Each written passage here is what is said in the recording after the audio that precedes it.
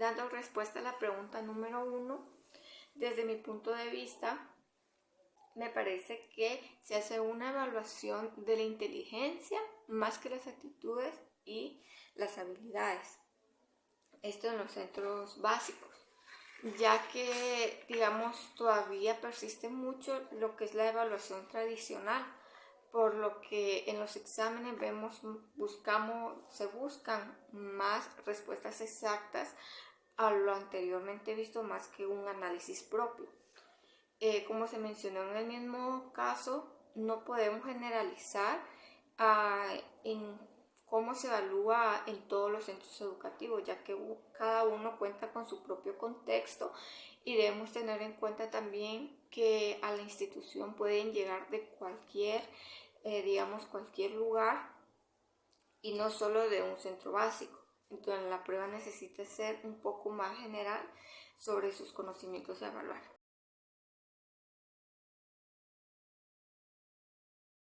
Me parece necesario evaluar lo anteriormente visto en la vida de estudiante del aspirante, ya que por medio de esta podemos saber cuál será su comportamiento en la carrera a la que quiere ingresar.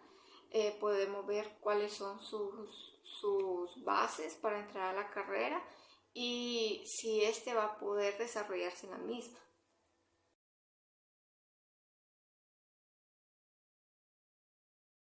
No me parecería correcto reemplazar completamente la evaluación de las calificaciones, sino que tener un balance entre ambas, calificarlas, pero también calificar cuál es la inteligencia pura de los aspirantes.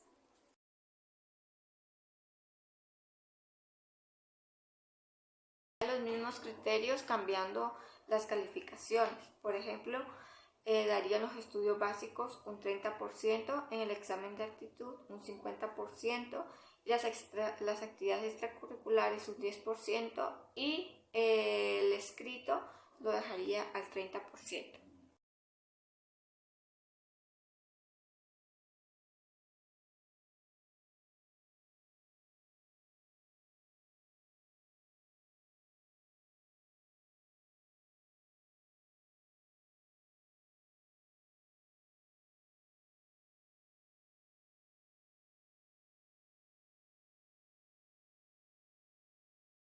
Me parece que las experiencias que pudieron dar pie a las diferencias entre los tres trabajadores puede ser desde conflictos dentro de su área de trabajo, porque recordemos que los tres están inmersos en diferentes áreas. Entonces puede ser que estas no funcionen de manera satisfactoria o incluso no se viva un ambiente colaborativo. Por ejemplo, si digamos 3 o más trabajadores no llegan a tiempo y ya es una costumbre, inevitablemente va a afectar a aquellos que no estén 100% comprometidos con su trabajo. Digamos que se dejarían influenciar por el ambiente laboral. Y asimismo, siguiendo con lo del ambiente laboral, podemos tener discusiones o, digamos, falta de compañerismo, incluso irresponsabilidad dentro de los procesos que se van a desarrollar dentro de la empresa.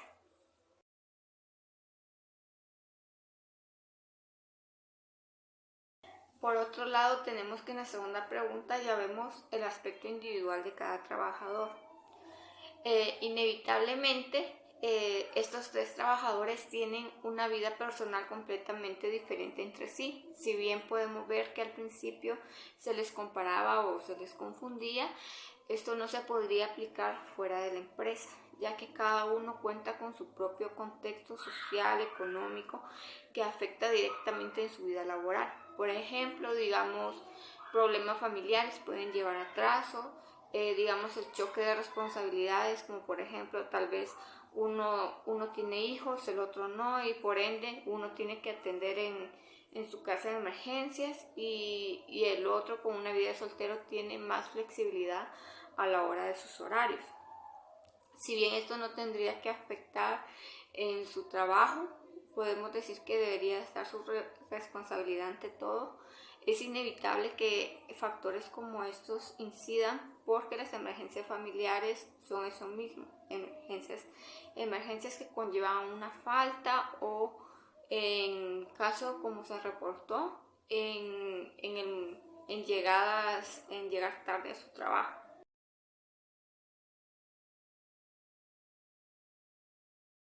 Si yo fuese el jefe de personal, solo al ver los archivos de los trabajadores podría decir que están incompletos, ya que este no nos da eso mismo, el contexto de por qué estas fallas se dieron. No tenemos un expediente completo o integral de lo que pasó. Por ejemplo, cuáles son las faltas graves que incurrió uno de los participantes que teníamos como ejemplo, donde decíamos que tenía discusiones en el trabajo, en el otro hubo emergencias familiares y en el último, digamos que por qué este ha llevado una vida laboral más satisfactoria que los demás.